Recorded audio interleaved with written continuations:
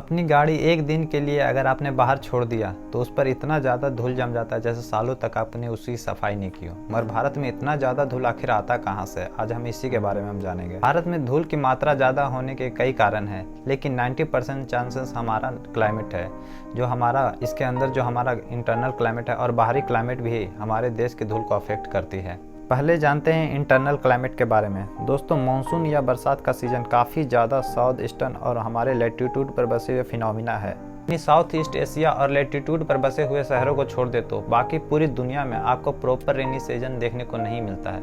वहाँ पर भी बारिश होती है, साल में स्पेसिफिक बारिश जैसे हमारे यहाँ होती है वहाँ आपको देखने को नहीं मिलता है। पर छोटे मोटे बारिश रेंडमली आपको साल भर देखने को मिलता है। लेकिन जैसे हमारे इंडिया में जून से सितंबर अक्टूबर तक लगातार प्रॉपर वे में रेनी सीजन रहता है, और इसके पीछे जिम्मेदार है हमारे यहाँ पर आने वाले मानसून क्लाउड्स जो बे ऑफ बंगाल और अरेबियन सी और इंडियन सी दोनों तरफ से इंडिया में आते हैं और बाद में हिमालय की वजह से रिस्ट्रिक्ट होते हैं और वेस्टर्न घाट की वजह से रिस्ट्रिक्ट होते हैं। पैमाने पर भारत में 4 से 5 महीनों के लिए बारिश का मौसम रहता है। इस सीजन की वजह से ऐसा होता है कि पूरा का पूरा इकोलॉजिकल फुटप्रिंट साल में 2 बार ड्रास्टिकली चेंज होता है। जानते हैं कि सूखी पड़ी हुई जमीनें बारिश के मौसम के दौरान वह हरी भरी हो जाती है, वहाँ पर पेड़ पौधे उग जाते हैं। एट द सेम टाइम जब बारिश का मौसम समाप्त होता है तो वह फिर से ड्राई हो जाता है, जमीनें सूखी पड़ जाती है। साइकिल पिछले हजारों सालों से रिपीट होता आ रहा है, जिसके कारण हमारे देश का सॉइल ढीला पड़ जाता है। कि हर साल इस तरीके के पेड़ उगते हैं, जमीन को ढीला करते हैं, चट्टानों के अंदर क्रैक्स पैदा करते हैं, तो इसमें मिट्टी और धूल प्रोड्यूस होती है।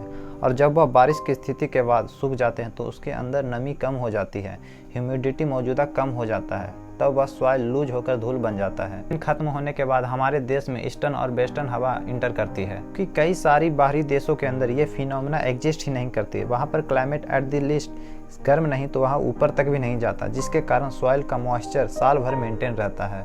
अगर आप कहीं पर भी जाकर एक छोटा सा गड्ढा खोदोगे तो आपको थोड़ी बहुत नमी नजर आएगी, लेकिन इंडिया में बारिश के सीजन के दौरान मिट्टी कीचड़ बन जाती है, जबकि गर्मी के सीजन में सेम तरीके से सूखा पाउडर धूल बन जाता है। तो क्या डस्ट प्रोड्यूस कैसे होती है? अब कुछ रीजन्स के बारे में बात कर लेते हैं जिसकी वजह से ये इतना ज़्यादा फैल क्यों जाती है। क्योंकि हमारे यहाँ नॉर्दर्न साइड पर हिमालय बसा हुआ है और वेस्टर्न घाट भी फनेल के जैसा ही काम करता है। सेंट्रल और नॉर्दर्न इंडिया में हवा को रिडायरेक्ट करने के लिए तो मानसून का सीजन के बाद ये धूल लूज पड़ जाती है और ऊपर उठकर अलग अलग भागों में सेटल होना शुरू कर देती है। लेकिन ये भी पूरी तरीके से धूल जिम्मेदार नहीं है। पर बढ़ते हैं एक्सटर्नल क्लाइमेट की तरफ। दोस्तों, हजारों लाखों सालों से हर साल अप्रैल मई के महीने में अरेबियन डिजर्ट के धूल अरेबियन सी के ऊपर से उड़कर हमारे देश में पहुंचती है। ये एक नेशनल फिनोमिना है। यहाँ पर स्ट्रॉन्ग समर विंड्स की वजह से अरेबियन देश के रेगिस्तान की जो भी धूल होती है वह हमारे देश के अंदर इंटर करती है, और सेम फिनोमिना हमारे थार डेजर्ट में भी देखने को मिलता है। इसकी वजह से नॉर्दर्न इंडिया के अंदर धूल बैठती है, और क्योंकि ये इतने लंबे समय से होते आ रहा है तो साल दर साल हमारे देश में ये सैंड जमा होती जा रही है, जो हल्की सी हवा चलने पर इतना उड़ने लगती है और इसकी संख्या बढ़ती ही जा रही है। मिट्टी है उसका मॉइस्चर इतना भी हल्का नहीं होता कि हल्की सी भी हवा चलने पर वह उड़ने लगे, और यही 2 चीज़ें हैं जो हमारे देश को डस्टी बनाती है। अलावा बात करें स्पेशली अर्बन एरिया के सिटीज़ के बारे में, तो वहाँ पर धूल की संख्या ज़्यादा क्यों है, तो वहाँ पर कई चीज़ों को जिम्मेदार ठहरा सकते हैं। इन चीज़ों के अलावा कंस्ट्रक्शन एरियाज पर ठीक से रिस्ट्रिक्शन ना होना, धूल के कंट्रोल पर ध्यान ना देना, ये भी बहुत बड़ा कंट्रीब्यूटर है। पोल्यूशन जिसकी वजह से ब्लैक्स बड़े शहरों में मिलते हैं, रोड्स, गाड़ियों की मूवमेंट, मिट्टी के ऊपर से होना, सारी चीज़ें धूल को बढ़ाने में कंट्रीब्यूट करती है, और यही चीज़ें इंडिया को डस्टी बनाती है। पोल्यूशन धूल को कंट्रोल करने के लिए बस इतना सही है कि जहाँ पर भी आपको धूल नहीं चाहिए वहाँ पर आपको साल भर ग्रीनरी पैच मेंटेन करके रखना होगा।